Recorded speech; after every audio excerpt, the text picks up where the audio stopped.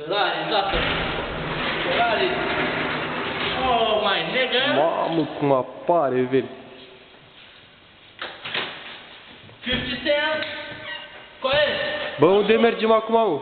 Mergem pe Champs-Élysées. Mai, că și mai un. Cu mașina, Și la mai- flotură mică. Așa, bă, Ca să mă filmez, nu fi prost. bă, să mor tu.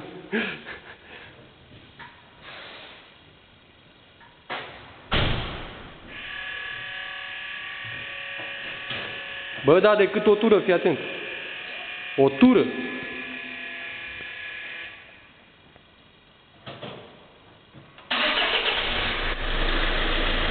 Hai, da, coai.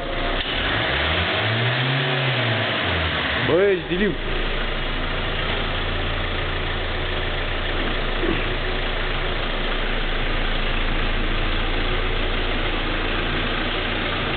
Bă, ușor să nu e, bă!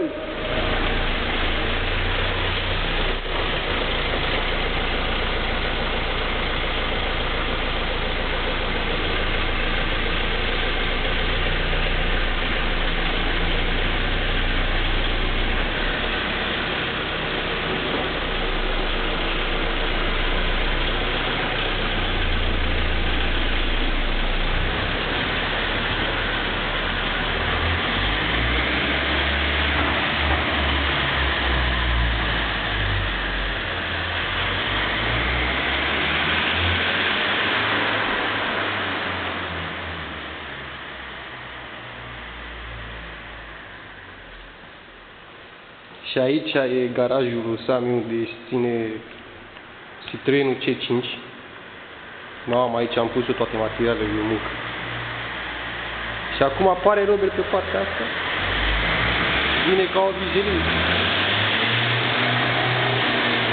Bă, nu mai tura așa, bă, nesănătos. Ce zici, coaie? Da, bă, ești tare, da. Să moară copiii tăi? Să moară copiii tăi. Bine.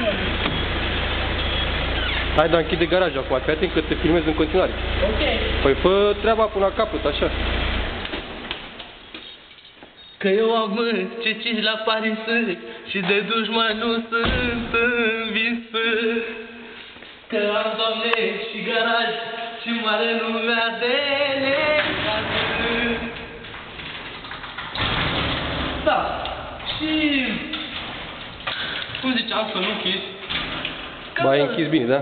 Ca acum, Așa. vreau să scot telefonul să vadă să moară copiii mei și telefonul. Ia mă, ia ce telefon e. Samsung. Ia. Este ora 11 fără un sfert.